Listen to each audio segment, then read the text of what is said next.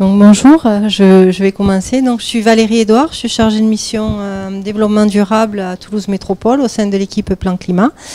Et donc effectivement on va faire une présentation à trois voix d'un partenariat qui est maintenant installé entre la métropole, le CNRM, le CNRS, et donc il s'est concrétisé par le portage d'une thèse en commun qu'on va expliquer avec Guillaume Dumas. Donc, grosso modo, dans un premier temps, on va vous présenter le contexte de la collaboration. Ensuite, Roulia vous présentera vraiment le projet MAPUS et tout ce qui a été fait donc, dans le cadre du PLUIH. Guillaume présentera sa thèse, donc ce qu'il a commencé à faire pour la métropole et ce vers quoi on veut travailler. Et ensuite, on reviendra sur ce qui est porté par la métropole au titre des services climatiques comme un des chantiers phares de la Smart City. Donc le contexte, en fait, d'où on part. En fait, nous, déjà dans un premier temps, on avait déjà un premier plan climat.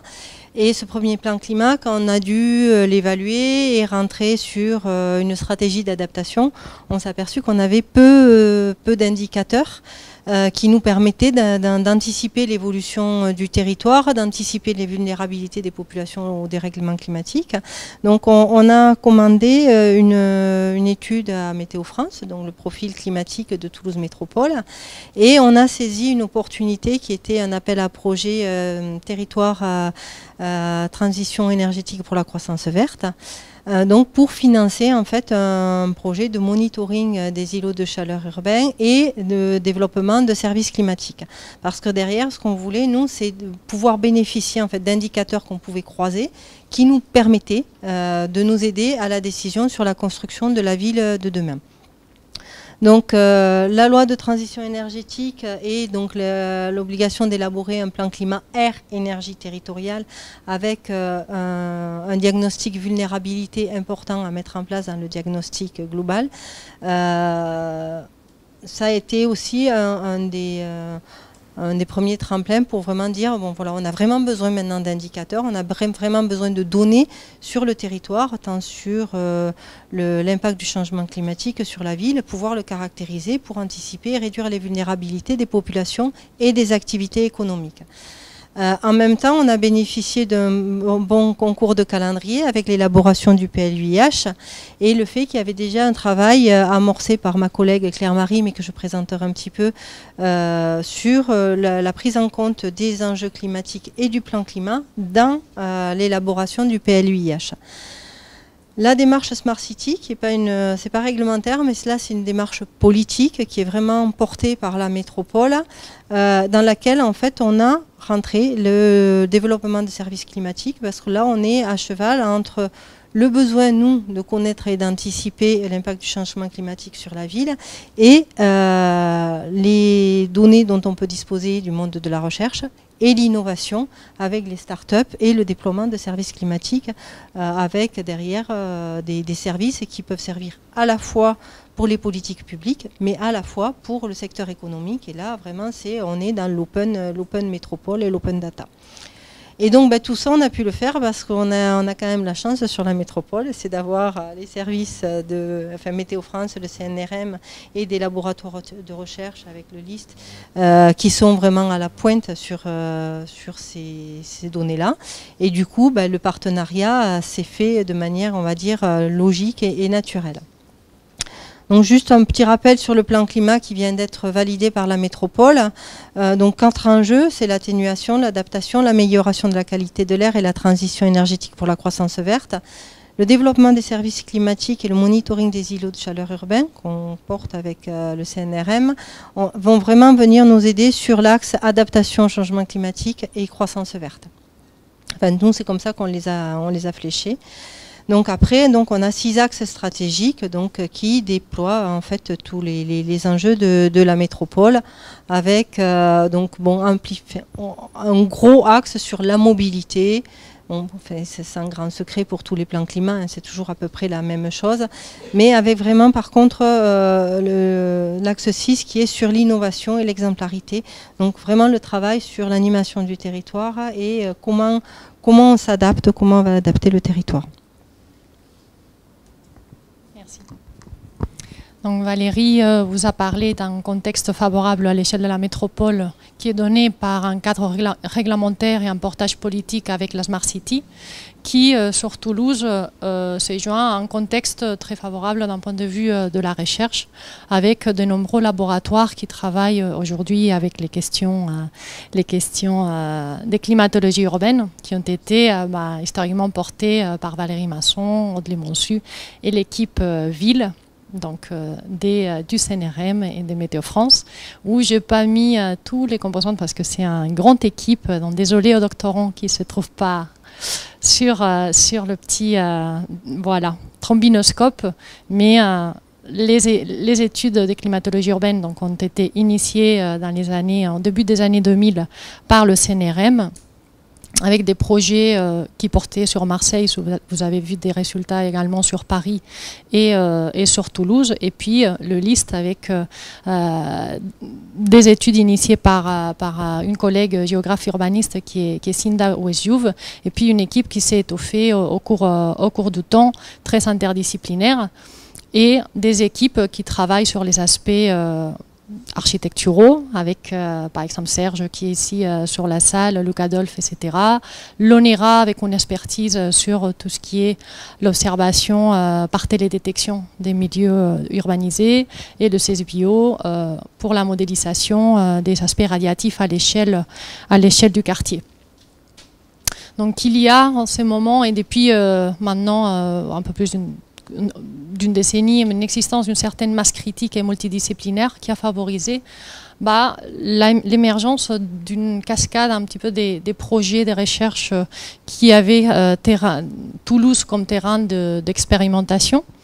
Avec le premier projet de recherche qui était Capitoul, dont Valérie et Aude ont déjà parlé. C'était une campagne d'observation à l'échelle de la ville, et différents projets d'observation à d'autres échelles, à l'échelle du quartier, qui allaient de plus en plus travailler en interdisciplinarité, à la fois avec les sciences humaines et sociales pour évaluer les ressentis par exemple des habitants et combiner du coup les mesures physiques avec des mesures et des enquêtes des ressentis et des perceptions, et aussi une collaboration de plus en plus proche avec les acteurs de l'urbanisme comme l'agence la UAT et puis Toulouse Métropole en tant que partenaire, qui s'est cristallisé vraiment au cours du projet MAPUS, dont je vais vous présenter un petit peu la collaboration dans le cadre de l'élaboration du PLUH. Et puis en parallèle, la métropole aussi a travaillé sur des projets d'expérimentation sur les thématiques des prises en compte des questions climatiques dans les politiques urbaines, plutôt encadrés par la participation à des projets européens, pas de recherche, mais des projets européens où les villes sont menées à échanger sur leurs pratiques, et qui permet d'avoir un regard sur qu'est-ce qui se fait sur d'autres territoires, mais où ils ont été aussi... il y a eu aussi une participation des chercheurs qui ont circulé en fait entre les laboratoires et la métropole, comme c'est le cas par exemple d'une collègue du LIST, Claudia, qui a été quelques années au LIST, quelques années à la métropole, et puis que maintenant est revenue, c'est une architecte urbaniste qui est maintenant au laboratoire. Donc, le projet de recherche MAPUS est un projet ANR d'une durée des 5 ans. C'est un projet qui est piloté par Valérie Masson, donc par le CNRM, et là-dedans, moi je coordonne les équipes de recherche en SHS. C'est un projet interdisciplinaire avec 7 partenaires académiques avec des profils très différents, de la climatologie urbaine portée par le CNRM, de la géographie physique et géomatique par des chercheurs à La Rochelle et à Vannes, de la géographie sociale au LIST, des architectes par le biais du LRA, des juristes d'Aix-en-Provence, des sociologues de Paris. Et puis il y a un partenaire institutionnel qui est très important pour nous, qui est l'AFNO, la Fédération nationale d'agences d'urbanisme, qui est partenaire du projet depuis ses débuts. et dont il y a eu un groupe de travail où 5 agences pilotées ici par l'agence de Toulouse a pu participer sur différentes tâches du projet. Donc l'objectif du projet, c'est vraiment comment intégrer, comment on peut améliorer la mise en œuvre des politiques d'économie d'énergie et des gestions du climat pour les villes françaises. Donc là, on va passer d'une échelle où on a fait des études pour Paris, spécifiques pour Paris, pour Marseille, pour Toulouse, en ayant une volonté de développer des méthodes et des bases de données qui puissent être appliquées à n'importe quelle ville en France. Il y a 2 gros pôles de développement, on va dire. Un très technique qui est centré sur le développement d'une base de données urbaine dont Valérie a déjà parlé. C'est une base de données qui est basée sur des indicateurs et des données de l'IGN et de l'INSEE, qui est disponible à l'échelle des l'îlot, c'est-à-dire du pâté des maisons, et aujourd'hui est disponible pour une quarantaine de villes. Vous savez ici le lien, si vous voulez aller voir un petit peu les types d'indicateurs qui sont à disposition. Ça va être des indicateurs, des descriptions de la morphologie de la ville, comme la densité du bâti, l'auteur des bâtiments, l'occupation du sol, et aussi des données, dans le futur, des données architecturales.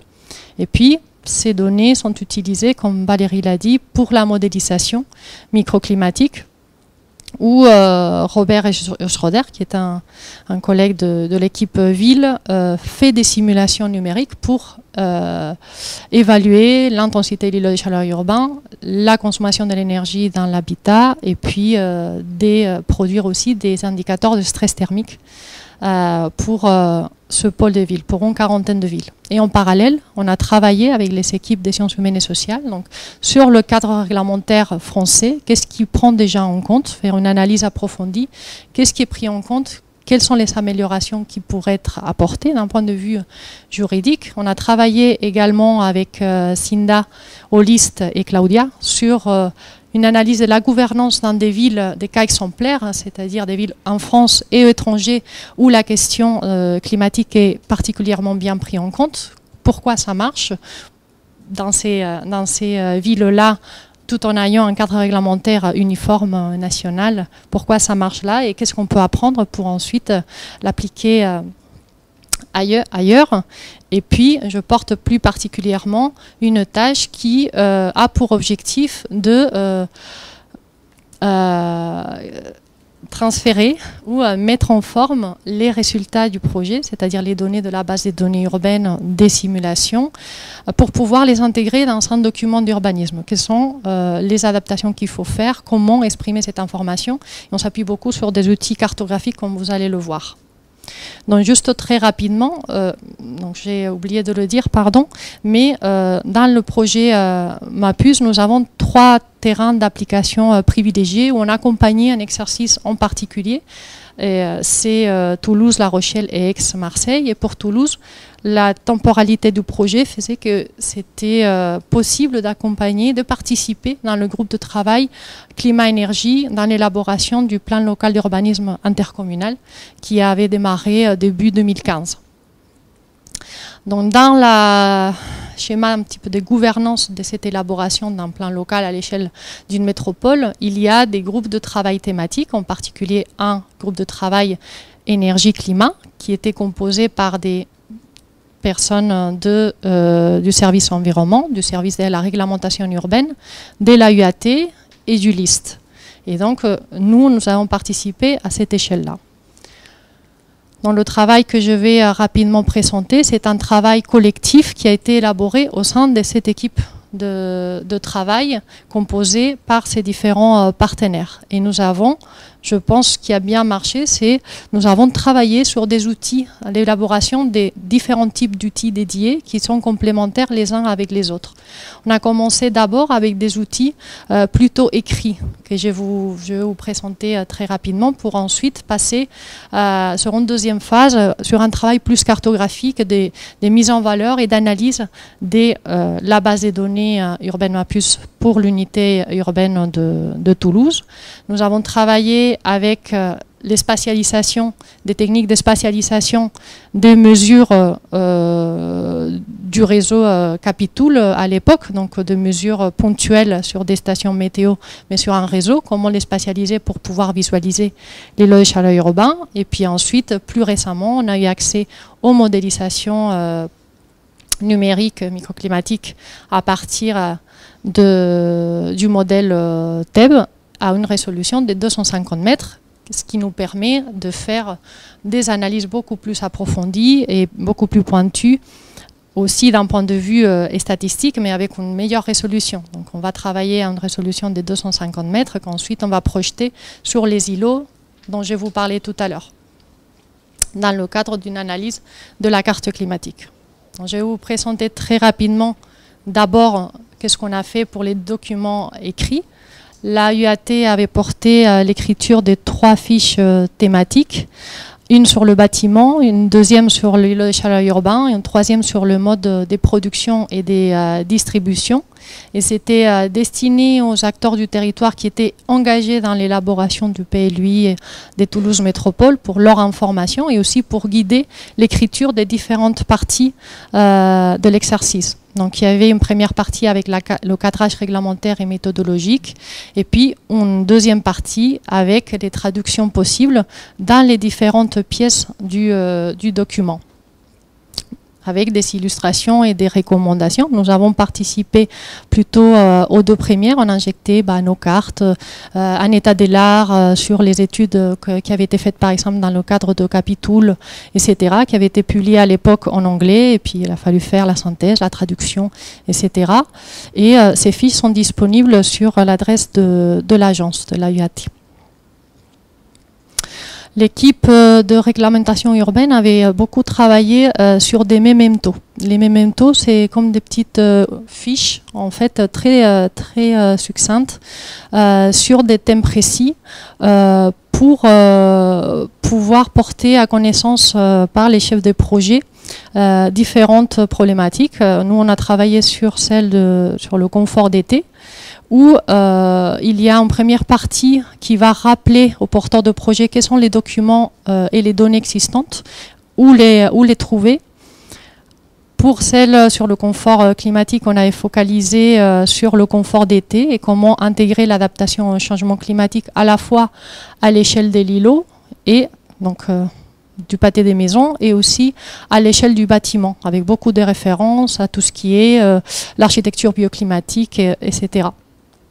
Et puis, des exemples de bonnes pratiques pour des OAP sectorielles. Donc cet outil avait pour objectif avoir une portée pédagogique, de donner des exemples et des mesures concrètes à mettre en place en faveur du confort d'été et, si vous voulez, une aide à la construction de la trame des OAP. L'équipe donc de Toulouse Métropole avait commandé à Météo France, Valérie l'a dit, un profil climatique qui permettait de faire le point en fait sur la climatologie régionale à l'échelle de la région du territoire toulousain, je veux dire, sur d'une part le climat de la métropole toulousaine et les évolutions climatiques bien passées que futures, avec une présentation des informations climatiques classiques, on va dire que la pluviométrie, les vents dominants, quels sont les événements exceptionnels marquants, quelles sont les projections climatiques espérées, qui a permis d'identifier très clairement quels sont les risques d'un point de vue du changement climatique pour le territoire. Donc ça va être les inondations, les canicules et les périodes de sécheresse avec le risque sur le retrait et gonflement des argiles qui dans Toulouse est très impacté.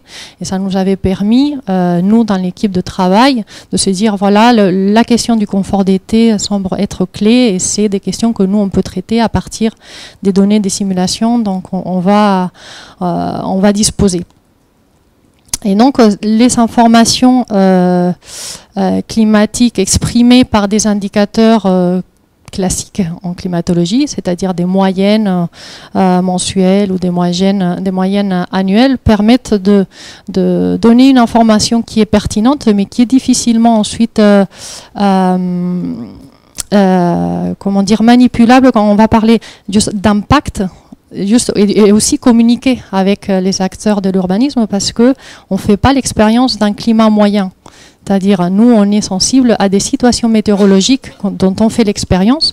Et donc, on a travaillé aussi avec un outil qui est complémentaire, c'est s'appuyer sur une notion des types de temps sensibles. Ce qui permet de passer d'une notion de climat moyen à l'identification des situations météorologiques qui vont apparaître fréquemment au niveau local et qui s'y succèdent au cours de temps et donc du coup décrivent la climatologie de la région. C'est un travail qu'on avait développé dans le cadre d'un ancien projet de recherche et qu'on a remobilisé pour pouvoir, comme support de communication avec le groupe de travail de Toulouse Métropole, pour identifier quelles sont les situations météorologiques qui semblent être importantes à prendre en compte dans le cadre, par exemple, du plan local d'urbanisme intercommunal. Donc, l'analyse par type de temps sensible pour Toulouse avait donné une dizaine de situations météorologiques intéressantes à analyser. Et puis, le groupe de Toulouse Métropole avait souhaité réduire le nombre et se focaliser sur 4. Donc, une journée, un type de temps, un type de journée a été température très élevée et très fréquente pendant l'été. Un type de jour froid en hiver, ce qui permettait, avec faible vent, ce qui permettait d'étudier les questions, par exemple, des consommations d'énergie au niveau du chauffage.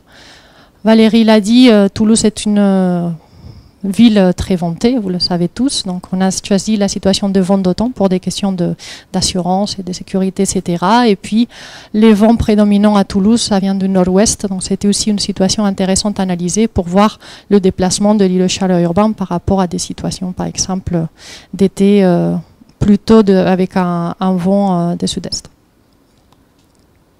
Donc, on s'est focalisé sur ces 4 situations et on a travaillé sur des questions cartographiques en s'appuyant sur cette notion de type de temps, ce qui nous permet de mieux appréhender en fait la situation, parce qu'on va pouvoir décrire quelle est la direction du vent, quel est le cycle journalier pour ces types moyens, pour ce type de situation, pour une saison donnée. Et le premier travail qu'on avait fait, puisqu'on ne disposait pas encore des simulations, c'était de travailler sur une méthode statistique pour spatialiser, visualiser les données des températures en s'appuyant sur un réseau de mesures. À l'époque, on n'avait pas encore tout le réseau de Toulouse Métropole, même s'il y a comparti en ce moment, mais il était encore à ses premiers stades, donc on ne pouvait pas s'appuyer sur celui-là et on a utilisé les données Capitool pour développer un petit plugin QGIS open source qui est disponible pour spatialiser, visualiser cet îlot chaleur urbain en s'appuyant sur les données Capitool, la base des données de Mapus et puis la topographie qui est donnée par l'IGN. Je vous montre ici 2 images, une pour la situation d'été, une autre pour la situation d'hiver. Dans la situation d'hiver, le vent est très faible, l'îlot chaleur urbain est très recentré sur le centre-ville. Et puis pour la situation d'été, il y a un petit vent de sud-est, ouest même, sud-ouest, pardon, et ouest, et du coup la masse d'air chaud est un petit peu affectée vers le nord-ouest. Donc ces types de cartes permet de communiquer. Par exemple, a été beaucoup mobilisé par l'équipe climat-énergie à Toulouse Métropole pour sensibiliser des élus, pour sensibiliser les autres groupes de travail qui travaillent sur les questions de santé, etc. Mais présente ses limites quand on veut descendre vraiment à l'échelle de l'aménagement. C'est-à-dire, on nous donne une information à l'échelle globale, mais ça reste une interpolation et on n'a pas des données suffisantes pour interpréter, par exemple, cette signal froid de la Garonne, puisqu'il n'y en avait pas de mesure sur cette zone-là. Donc il faut être quand même précautionneux et attendre les résultats des simulations qui, eux, ils sont beaucoup plus solides d'un point de vue de la physique. Donc avec ces cartes-là, on a fait un travail qui a été porté par la UAT pour essayer de croiser ces informations avec pour essayer de faire des cartes d'exposition donc, par rapport aux populations et aux établissements sensibles aux températures. Donc, par établissement sensible, on entend les crèches, les écoles, les hôpitaux, les maisons de retraite, etc. Et c'était une première étude un petit peu exploratoire du potentiel des croisements des données des températures de l'air avec des données plus sociales. Donc avec ces outils que je vous ai présentés, à la fois écrits et cartographiques, il y a eu un travail de prise en compte dans les différentes parties du document donc du PLUH que Valérie va vous présenter. Alors, c'est ma collègue Claire-Marie Genestard qui s'en était occupée, parce que moi j'étais plutôt sur le volet service climatique. Donc dans le cadre du PLUIH, ce qu'il faut voir, c'est qu'il y a plusieurs documents. En fait, il y a d'abord un rapport qui présente l'état initial de l'environnement. Ensuite, il y a un projet politique, en fait, qui donne les grandes orientations en matière d'aménagement et de développement durable. Et ensuite, deux documents qui sont plus à portée un peu plus réglementaires et opposables. Les orientations d'aménagement et de programmation, les OAP. Et ensuite, le règlement et les annexes. Donc, dans le rapport de présentation, tout le travail qui a été fait avec les UAT, avec Roulia, a permis de définir en fait les grands enjeux en matière de prise en compte des enjeux climatiques dans la planification urbaine.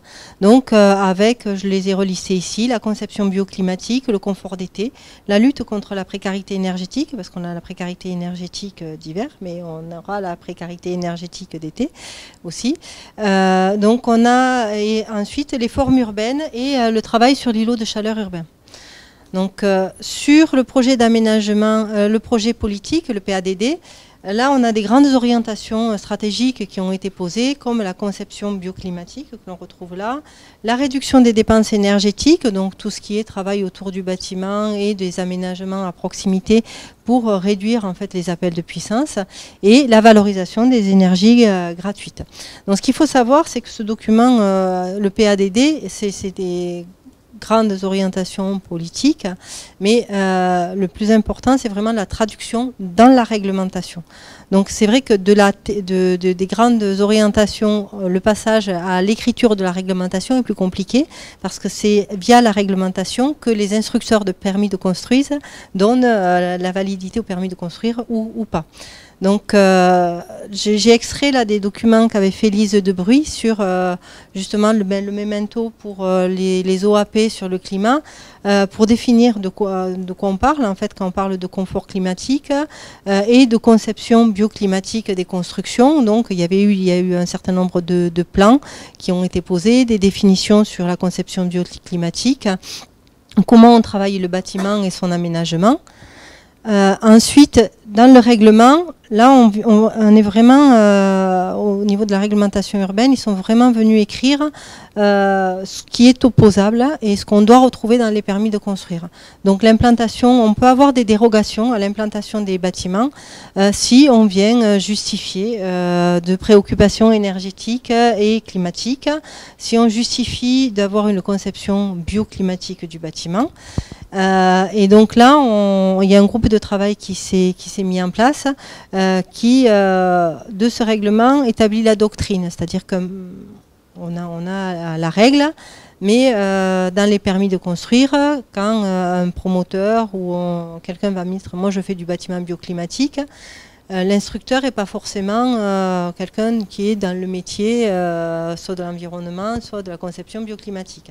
Donc la doctrine, ça va être vraiment de passer de la règle à qu'est-ce qu'il doit trouver dans le permis de construire ou dans les plans qui lui permettent de dire oui, là on est bon, on peut déroger à la règle parce qu'on est sur du bâtiment bioclimatique. Là, non, on n'est pas dans la règle, donc le permis de construire n'est pas favorable. Les aspects extérieurs de la construction, donc on a eu un lien quand même fait fortement entre la trame verte et bleue sur la métropole, le confort climatique de la métropole. Donc en fait, l'un vient conforter l'autre, c'est-à-dire qu'en fait, le travail sur la réduction des îlots de chaleur urbains, il y a une partie de la solution qui va venir de la végétalisation de la ville et des formes urbaines, et le fait de prendre en compte les enjeux climatiques et le confort thermique permet de consolider tout le travail qui est fait sur la trame verte et bleue sur la ville et la préservation de cette trame verte et bleue et des espaces de biodiversité. Donc ensuite, ce qui a été introduit en plus, c'est le coefficient de surface éco-aménageable, donc la végétalisation de la ville avec des coefficients qui étaient donnés en fonction des coefficients de construction qui étaient donnés en fonction de la végétalisation qui était prévue autour de ces constructions.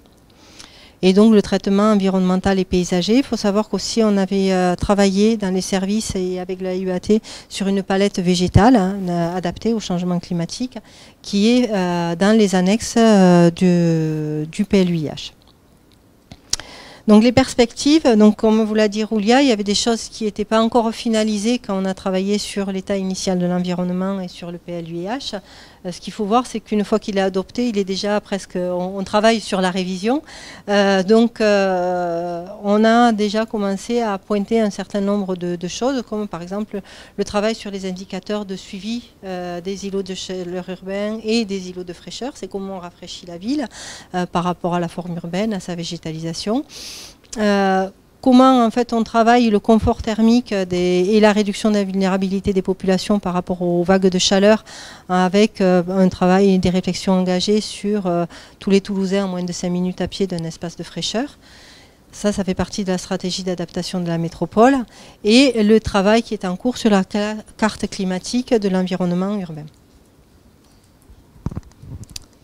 Oui, donc comme Valérie vous l'a montré, la plupart des éléments de traduction dans le document du PLU sont en lien avec l'échelle de l'aménagement, c'est-à-dire l'échelle du bâtiment à travers l'entrée bioclimatisme et l'entrée végétalisation, puisqu'elle est très traitée par rapport aux politiques des trames vertes et bleues qui sont déjà historiquement traitées au sein de la métropole.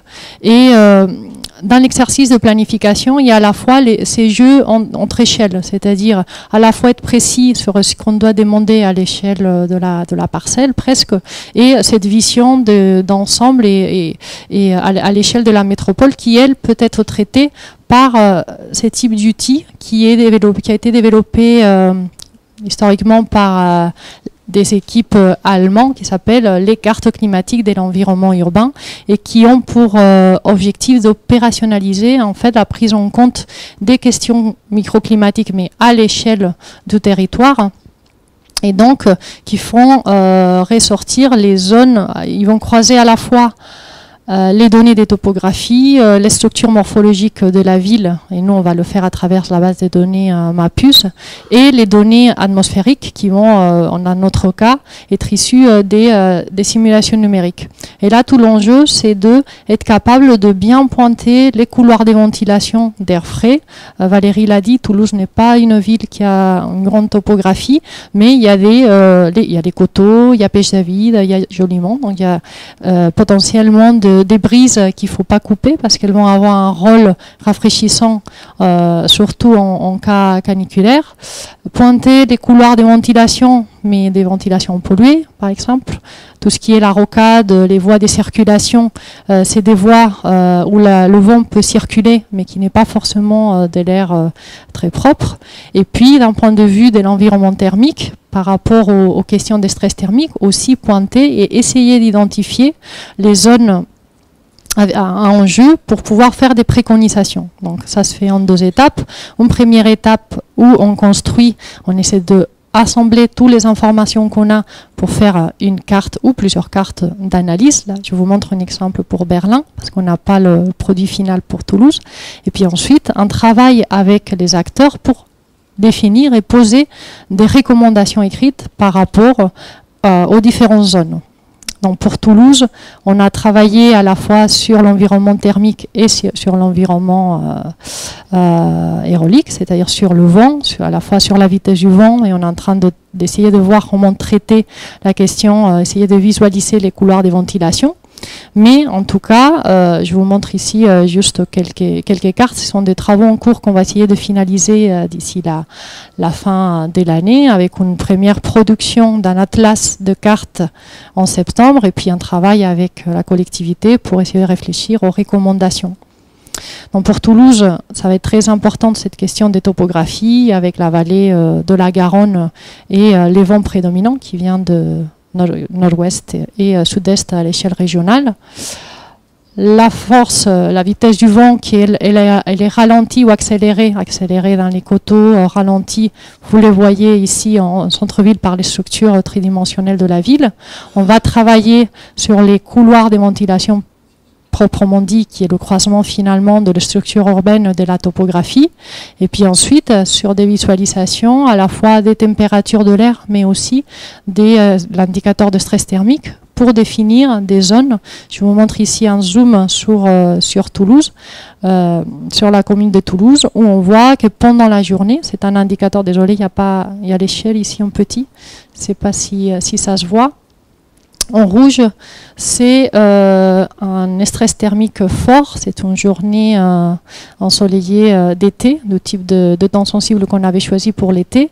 Et ce qu'on sait de Toulouse, c'est que les cœurs anciens autour de Capitole, il est plus frais pendant la journée dû aux effets d'ombrage. Les rues, c'est une bâtisse médiévale, une structure médiévale, et du coup moins ensoleillé pendant la journée, avec des pics, donc des niveaux de stress plus importants dans les faubourgs. Et tout l'enjeu, c'est d'essayer de décrire différents zonages pour le comportement diurne et nocturne aussi, puisque la nuit, c'est à l'inverse. Les zones qui sont plus ouvertes, elles vont dégager plus facilement la chaleur, avoir des niveaux de stress plus confortables que le cœur du centre-ville, qui est le lieu plus dense et qui ne permet pas d'échapper la chaleur.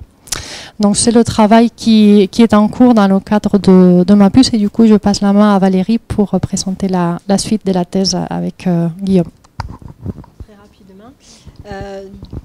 Oui, pardon. Du coup, en fait, on a profité en fait des financements TEPCV pour engager en fait un partenariat vraiment plus formalisé avec le CNRM via une thèse, et donc Guillaume Dumas présentera le contenu. L'objectif en fait c'était, Guillaume est partagé à 50% donc au CNRM, 50% à la métropole. L'idée c'est en fait dans un premier temps c'est qu'il nous aide à mettre en place le monitoring des îlots de chaleur urbains en temps réel, c'est-à-dire qu'en fait on voulait avoir des stations météo fixes posées sur le territoire qui nous permettent vraiment de savoir ce qui se passe en temps réel sur les différentes parties de la ville avec des formes urbaines différentes pour permettre derrière nous d'avoir des préconisations plus adaptées à ce qui se passe sur le territoire. Et la deuxième partie de sa thèse est plutôt sur vraiment le développement de services climatiques, avec nous aider à identifier des indicateurs pertinents et voir quelles sont les données qu'on peut croiser, comment on peut les croiser pour vraiment nous aider à prendre les bonnes décisions et à anticiper le changement climatique. Donc dans les données, il y a les images satellitaires, on est en train de travailler avec le CNES pour voir ce qu'on peut récupérer, comment on peut le récupérer, avec Continental sur des véhicules connectés qui nous permettent d'avoir des données température en temps réel. Et donc après les stations amateurs dont on a parlé tout à l'heure, Netatmo, c'est ça. Donc Guillaume est là, on l'a fait sa thèse sur 3 ans. Et c'est vrai que ce qui est intéressant pour la métropole, c'est qu'on est vraiment sur un lien entre recherche et opérationnalité sur le territoire. Et c'est vraiment un phénomène itératif, c'est-à-dire qu'on est vraiment sur de la co-construction. Voilà, donc pour vous présenter le réseau vraiment dans la pratique, comment ça fonctionne. Donc vous avez des stations météo qui sont disposées sur le territoire, qui vont récupérer des grandeurs physiques, donc le vent, pluie, direction du vent, température, humidité, pression. Vous avez une console, une station de visualisation qui est dans un bureau à côté où on peut voir en temps réel les données à la fois de la station et à la fois les données relevées par cette station dans le bureau. On peut comparer par exemple l'intérieur d'un bâtiment avec son extérieur. Et c'est relié à un petit ordinateur qui lui va, à l'aide d'une carte de télécommunication, transmettre la donnée sur un serveur internet, donc en temps réel, enfin en temps réel c'est toutes les 15 minutes mais c'est du temps réel. Et à partir de ces serveurs, l'envoyer vers une plateforme qui est la plateforme Open Data Soft de Toulouse Métropole. Donc rendre accessible l'information en temps réel aux agents, aux techniciens qui ont besoin d'informations sur un lieu en particulier ou sur l'ensemble du territoire. Donc en parlant de territoire, voilà la répartition en fait des stations actuellement en place. Donc on peut voir que Toulouse, la ville même, en a pas mal sur son territoire, mais il y en a 19 actuellement. Et pourquoi cette répartition aussi centrale sur la ville de Toulouse? Eh bien, c'est tout simplement parce que lorsque l'on regarde les types de morphologie urbaine, eh bien, c'est au sein de Toulouse qu'on a la plus grande diversité. Vous avez des villes comme Tournefeuille, l'Union ou Balma, où on va retrouver parfois qu'une seule typologie, le résidentiel, pavillon individuel. Alors que sur Toulouse, on va retrouver le tissu moyenâgeux, les anciennes rues romaines, on va retrouver des grands ensembles, etc. Et c'est pour ça que du coup, il y a beaucoup de stations qui sont en place sur la ville. Mais lorsque l'on va développer le réseau, donc on va utiliser aussi d'autres données comme la trame verte et bleue, et pour à terme avoir une représentation vraiment plus complète du territoire. Et pour cela, pour utiliser autre chose que la typomorphologie, on a réalisé une campagne de mesure véhiculée. Donc c'est là vous avez en image le parcours à l'ouest de Toulouse, donc qui passe par Colomiers, Cornebarieux, Mondonville, Fenouillet et qui redescend par Blagnac. C'est pour la nuit du 17 avril de cette année, donc 17 avril 2018. Vous avez entre la zone Anjaca à Colomiers, la zone d'activité, et l'ouest de Cornebarieux, un écart de 8 degrés de température à 22 heures. Voilà. Donc ça, c'est pas de la modélisation, c'est une mesure relevée sur le terrain. Et là, vous avez des mesures corrigées, mais même les mesures non corrigées, c'était déjà de 8 degrés en juste 15 minutes d'écart en voiture. Donc si après vous allez sur Mondonville, vous avez un petit creux, et donc du coup là, vous avez la température qui baisse. Mais tout ça, ça va nous aider à ressortir des points chauds, des points de fraîcheur, et qui derrière vont pouvoir être utilisés pour placer des stations. Et en plus, chaque station, on essaye de la placer en ayant derrière une question, un enjeu, un risque, un élément en fait que l'on va vouloir approfondir. Vous avez par exemple sur l'Est ces 3 stations-là qui sont placées en fait sur les coteaux, les creux des coteaux et les coteaux pour justement observer les différences entre les reliefs que l'on peut observer. Vous avez tous les points violets qui vont servir à vraiment modéliser l'îlot de chaleur urbain sur la transversale ouest-est de Toulouse, en partant du point théoriquement le plus frais, qui serait donc la forêt de Bouconne, et en passant par les points théoriquement les plus chauds, c'est-à-dire le centre-ville de Toulouse. Mais vous avez par exemple l'axe nord-sud rouge, lui qui correspond au long de la Garonne, et en parallèle vous avez l'axe bleu qui correspond lui à toute l'entrée par la zone d'activité de Fenouillet, etc., pour avoir justement la différence entre 2 tissus urbains.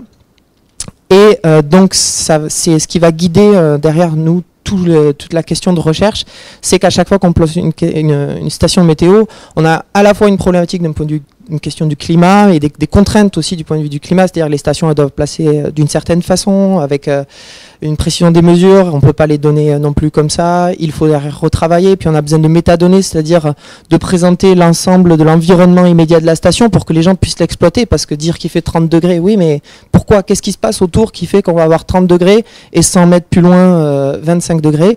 Et après, derrière, la question donc au niveau de l'urbanisme, c'est-à-dire, mais là, 30 degrés, on a tel bâtiment, telle imperméabilisation des sols, etc. Donc, qu'est-ce que l'on peut faire alors si on veut travailler sur ça? Est-ce que du coup, cet endroit-là, il est peut-être végétalisé, mais il est peut-être mal aéré, donc peut-être qu'on va travailler donc plutôt sur l'aération. Cet endroit-là, il est trop exposé au soleil, donc on va peut-être juste travailler sur l'ombre, pas forcément la végétation, juste les ombrages.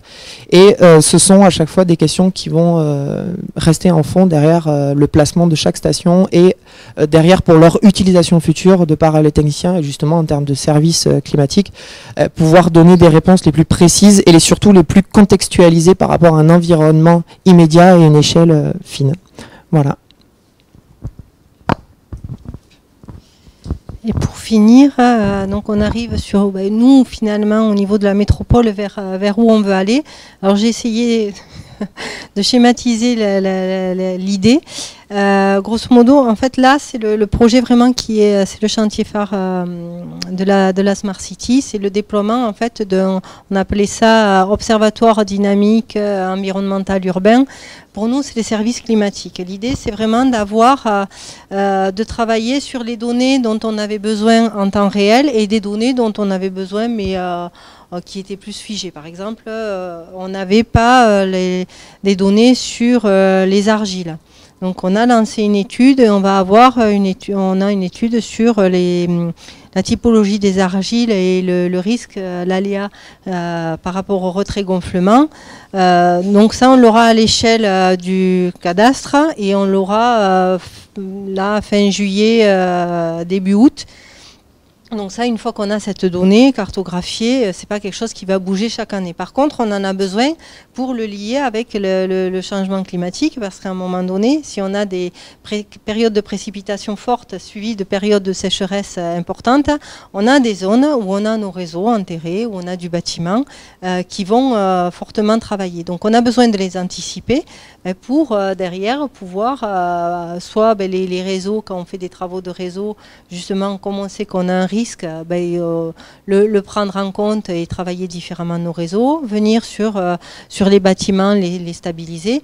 Donc on avait besoin de cette donnée-là. Les capteurs météo, les 60 qui vont être positionnés, on va les positionner à côté de capteurs qualité de l'air. Donc on a un capteur pollen qui va être positionné là en octobre, un capteur pollen en temps réel, parce qu'on a des périodes d'émission de pollen qui sont plus importantes. Quand on a un réchauffement climatique, on a la végétalisation, on a les émissions de pollen qui commencent plus tôt, qui finissent plus tard. Et donc pour les personnes, donc là on a un impact sur la santé publique, pour les personnes qui sont allergiques. Et on a une start-up, c'est Weatherforce, qui dans le cadre d'un appel à projet Copernicus, nous a proposé une application justement sur les alertes pollen, parce qu'une personne actuellement qui est allergique, elle a l'information sur les émissions de pollen 10 à 15 jours après émission de pollen. Donc elle est obligée de prendre du traitement curatif. Là, la donnée en temps réel lui permet d'anticiper et justement de prendre ces traitements en préventif. Du coup, c'est moins lourd pour la santé. Le lien ensuite météo et qualité de l'air, on veut le suivre notamment par rapport aux émissions d'ozone. Le lien météo, température et bruit aussi, on a des capteurs bruit. Parce que si on est dans une zone où on est dans un îlot de chaleur urbain et que ça chauffe beaucoup, qu'on a un espace végétalisé à côté mais qu'il y a beaucoup de bruit, personne n'ouvrira sa fenêtre et on aura un recours à la climatisation de fait. Donc c'est vraiment arriver à avoir des données. Pareil sur l'eau, on a 18% de notre territoire qui est en zone inondable. Si on a des zones de pleine terre, mais qu'on a eu des périodes de sécheresse importantes, on a un risque d'inondation qui est plus important, et pas forcément là où on les avait prévus.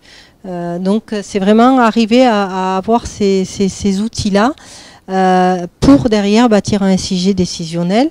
Donc on a déjà les premiers services et les premiers partenaires qui commencent à se structurer. Donc le lien avec le CNES, avec l'ARS, Météo France, Atmo Occitanie, la Caisse des dépôts, l'ADEME, donc on est plutôt sur des institutionnels. Des startups qui souhaitent derrière développer des applications en temps réel pour le citoyen ou pour les activités économiques. Et nous, pour nos politiques publiques, on l'a déjà vu dans le PLUH, il y a une utilité, la prévention des risques naturels. inondation, retrait-gonflement des argiles, tout ce qui est alerte pollution, inondation, la végétalisation, c'est-à-dire qu'en fait, on a une trame verte et bleue et on va travailler sur les îlots de fraîcheur, mais si ces îlots de fraîcheur sont déjà en état de stress thermique ou hydrique ou en mauvaise santé, ça veut dire que demain, on ne pourra plus compter dessus, donc il faut qu'on anticipe et qu'on ait un plan de végétalisation de la ville avec un lien fort avec l'arrosage, parce qu'on sait qu'on n'aura plus les quantités d'eau espérées. Donc déjà, pour nos politiques publiques, on voit que ces données-là vont nous permettre d'anticiper et de construire une ville, on l'espère, résiliente.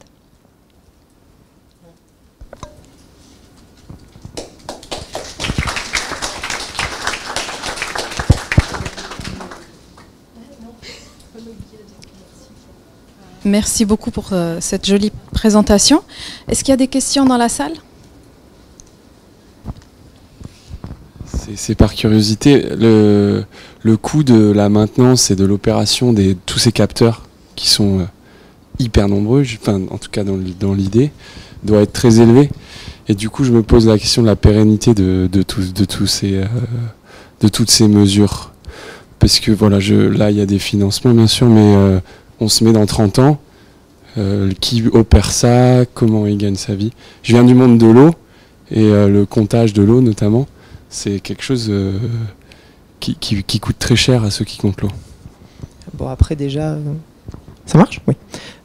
Qu'est-ce que c'est très cher ou qu'est-ce que c'est pas très cher? C'est-à-dire par rapport à qu'est-ce que ça fournit comme service et tout ça. Là, on est sur un capteur à 1 000 €, donc 60 stations, 60 000 €. Voilà. Le capteur plus l'ordinateur, toute la suite, ça fait 60 000 €, donc pour les 60 stations. Voilà. Oui, donc je pose la question dans 30 ans, l'opération, la maintenance de tout le système informatique qui récolte la donnée. Voilà. Donc la durée de vie des stations qui sont actuellement, ces stations-là, en fait, ça vient d'une société californienne et il y a des stations qui sont en place depuis 15 ans et qui n'ont toujours pas été renouvelées. Donc on est sur un coût de maintenance qui a été évalué à l'année selon s'il faut aller nettoyer les stations, mais c'est pas très élevé en fait, c'est comparativement au coût d'installation, même c'est pas beaucoup. Et en plus ça peut être réalisé en interne avec les espaces verts, puisqu'il y a déjà des marchés avec l'entretien des lampadaires et tout ça. Donc en fait tout est compris et finalement le coût de maintenance est très très bas. Et à terme aussi, c'est aussi intéressant de dire qu'au bout d'un moment, on aura suffisamment de données, etc. pour aussi dire ici, une station là, on peut la changer d'endroit et donc renouveler et puis se mettre dans des projets, etc. Mais là maintenant, c'est assez faible en fait. Donc à l'heure actuelle, c'est plutôt Toulouse Métropole qui est visé pour prendre en charge ce réseau-là. Oui, actuellement, le réseau il sera propriété de Toulouse Métropole. Ce qu'il faut voir, c'est qu'effectivement, un coût, c'est pas non plus énorme, 60 000 €. Ce qu'il faut voir, c'est que la donnée a un coût. Là, on aura des données en temps réel. Donc, on devient maître, en fait, de notre politique d'adaptation. Une étude, si on doit chaque année refaire une étude pour voir l'état de la connaissance, c'est énorme. Donc là, le choix avait été plutôt fait en fait d'internaliser la compétence et de s'appuyer en fait sur le monde de la recherche et le monde économique, à la fois soit pour traiter l'information ou pour échanger des données. Par exemple, sur les startups, on met à disposition les données et ils travaillent sur de l'innovation. En fait, il n'y a pas d'échange financier.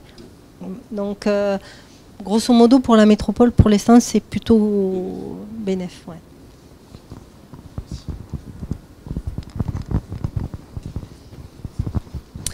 Et comment ces données elles seront partagées, notamment avec les communes membres de Toulouse Métropole?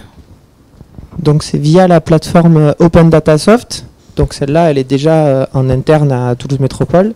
Et après, derrière, vous avez les services du SIG qui peuvent prendre des données et les mettre derrière sur l'Open Data du site l'Open Toulouse, Open Data Toulouse, mais on ne sait pas encore la forme finalement de ces données. C'est-à-dire oui, elles seront transmises, mais est-ce que ce sera sous forme de cartographie, de schéma, de données, de tableaux, ça, on ne sait pas encore. C'est lorsque vous allez sur Open Data Toulouse, vous pouvez choisir les shapes, tableurs, etc. Ça, on ne sait pas encore le format.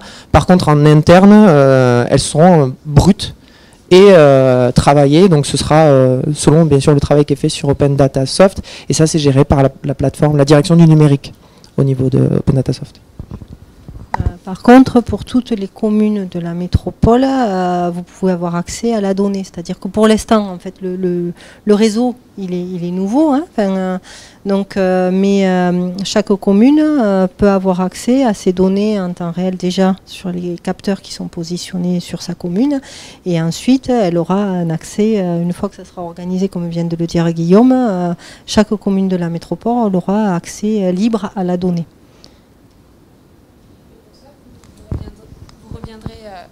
Vous reviendrez vers les communes, c'est à quelle échelle de temps? Alors il y a des informations qui se passent en commission métropolitaine. Donc on a déjà fait une première information pour dire où c'est qu'on en était des capteurs. Et dès qu'on est sur Open, parce qu'on avait des petits soucis techniques pour passer les données en temps réel sur l'Open Data Soft, dès que c'est en ligne, l'information sera passée en commission auprès de toutes les communes. Ouais.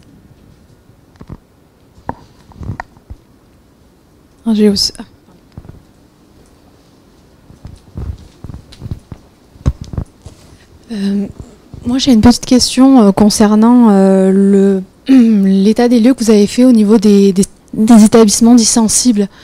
Pareil, est-ce que c'est quelque chose qui est un état des lieux? Est-ce que vous êtes allé jusqu'à un système d'alerte précoce ou c'est vraiment de la donnée de référence? Non. L'étude avait été portée par la UAT, donc je vais parler peut-être sur ton contrôle, Geneviève. Ça avait été un travail vraiment exploratoire de voir comment on pouvait croiser déjà quelles données étaient disponibles. Donc, données des populations par tranche d'âge, par exemple. Et il me semble qu'il y avait aussi foyers isolés et puis les différentes catégories d'établissements sensibles. Mais non. Et on avait juste essayé de faire différentes visualisations à la fois sur des fréquences, sur des figures, sur des cartes, pour exploiter et communiquer aussi, sensibiliser. Mais vous avez le contact des deux personnes qui avaient porté le projet ici au sein de l'agence. D'accord. J'avais une petite question aussi.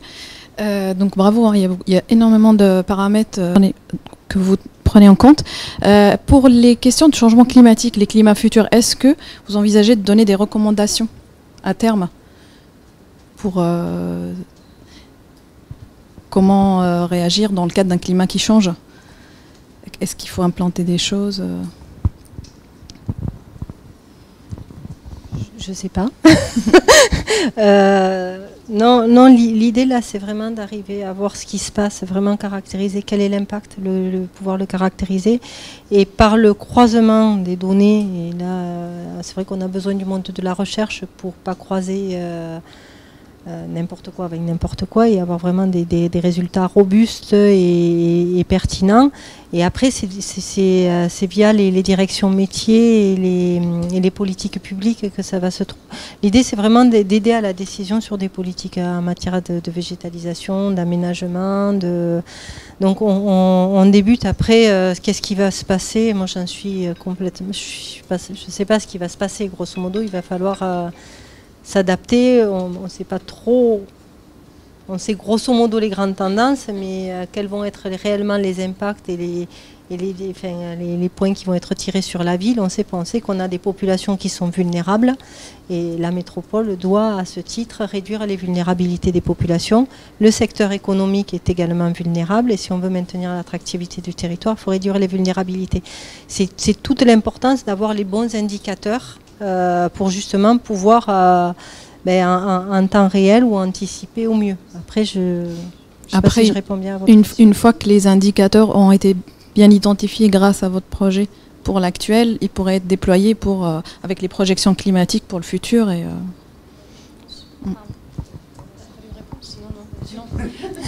Je pense que par exemple l'approche par type de temps sensible donne des pistes intéressantes là-dessus parce qu'on a déjà, on les a identifiés sur des projections climatiques pour Toulouse et donc on peut donner une évolution dans la fréquence, l'intensité et sur une perspective changement climatique, c'est-à-dire est-ce qu'ils vont augmenter, vont être plus fréquents, mais de combien?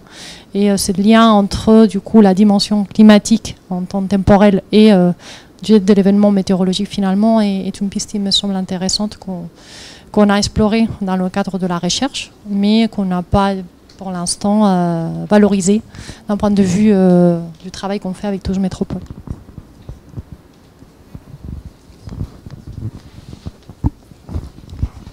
Oui, je me demandais, en fait, là, vous avez repéré les établissements sensibles, et dedans, il y a les maisons de retraite, entre autres. Par contre, la population la plus vulnérable pour la chaleur, c'est généralement les personnes âgées, et c'est plutôt les personnes âgées à domicile.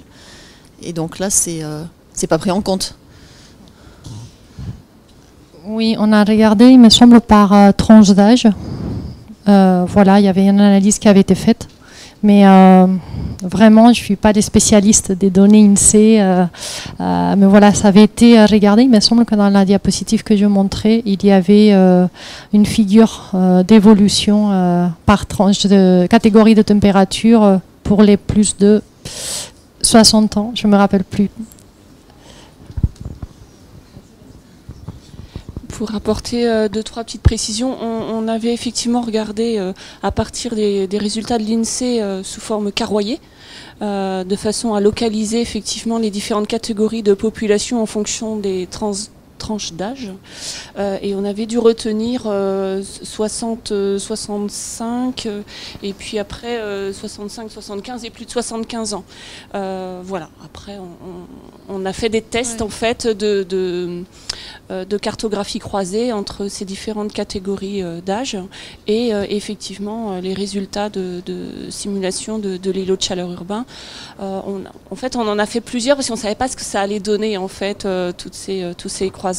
Il faut aussi trouver le format cartographique qui reste lisible. Enfin voilà, il y a encore sûrement des choses à regarder de ce côté-là.